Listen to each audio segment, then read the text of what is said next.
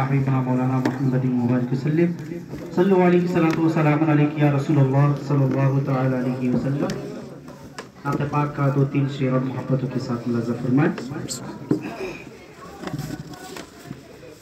ऐ सब्ज़ गुंबद वाले मंजूर दुआ करना, जब वक्त नज़ा आए दीदार अता करना। ऐ सब्ज़ गुंबद वाले मंजूर दुआ करना,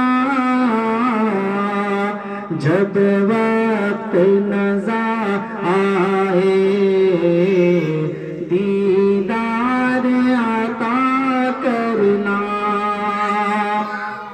ऐ नूरे खुदा